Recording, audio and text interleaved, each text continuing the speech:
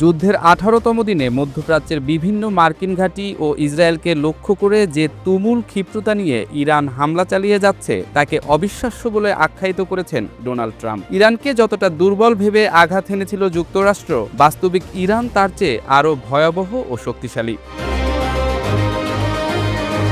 Trump দীর্ঘ সময় ধরে নানাভাবে চেষ্টা করলেও হরমুজ প্রণালী থেকে তেল বহনকারী কোনো জাহাজ চলাচল করতে পারছে না। যুক্তরাষ্ট্র স্থল অভিযানের ঘোষণা দিয়েও আবার তা থেকে সরে যাচ্ছে বলেও মনে করছেন বিশ্লেষকরা। আইআরজিসিও যুক্তরাষ্ট্রের যুদ্ধজাহাজে হামলা চালাতে বদ্ধপরিকর বলে খবর প্রকাশ করেছে বিভিন্ন আন্তর্জাতিক গণমাধ্যম।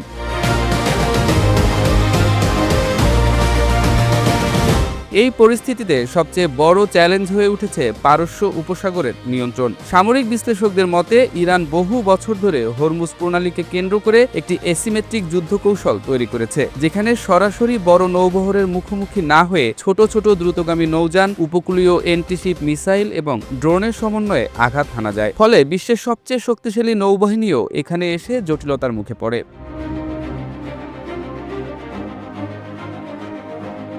আইআরজিসির নৌ ইউনিট ইতোমধ্যে উচ্চ সতর্কতায় রয়েছে বলে ধারণা করা হচ্ছে। উপসাগরের সংকীর্ণ জলপথে তারা শর্ম ট্যাকটিক্স ব্যবহার করতে পারে, অর্থাৎ একসঙ্গে বহু ছোট নৌযান দিয়ে বড় যুদ্ধজাহাজকে ঘিরে ফেলা। এর সঙ্গে যুক্ত হতে পারে উপকূল থেকে ছোড়া ব্যালিস্টিক বা ক্রুজ মিসাইল, যা যুদ্ধজাহাজের প্রতিরক্ষা ব্যবস্থাকে চাপে ফেলতে পারে।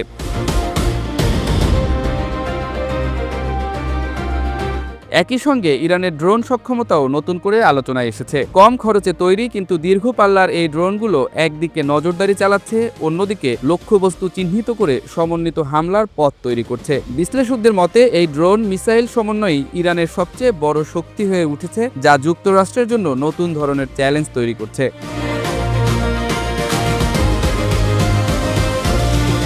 এদিকে যুক্তরাষ্ট্রও বসে নেই। পারস্য উপসাগর ও আশেপাশের এলাকায় অতিরিক্ত যুদ্ধজাহাজ, বিমানবাহী রণতরী এবং ক্ষেপণাস্ত্র প্রতিরক্ষা ব্যবস্থা মোতায়েন করা হয়েছে। তবে সরাসরি স্থল অভিযানে যাওয়ার প্রশ্নে এখনও দ্বিধা দেখা যাচ্ছে, কারণ ইরানের ভৌগোলিক অবস্থান, পাহাড়ি এলাকা এবং শক্ত প্রতিরক্ষা ব্যবস্থা একটি দীর্ঘ ও ব্যয়বহুল যুদ্ধের ইঙ্গিত দেয়।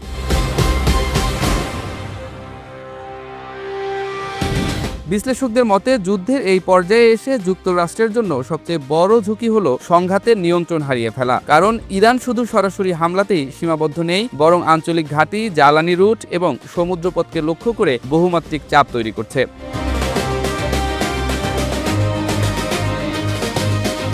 বিশ্লেষকরা বলছেন যুক্তরাষ্ট্রের ইরানকে দ্রুত পরাজিত করার যে ধারণা ছিল তা বাস্তবে অনেকটাই ভেঙে পড়েছে। এখন এই সংঘাত কোন দিকে মোড় নেবে তা নির্ভর করছে কে কতটা দীর্ঘ সময় ধরে এই চাপ সহ্য করতে পারে এবং কৌশলগতভাবে পাল্টা চাল দিতে পারে তার উপর।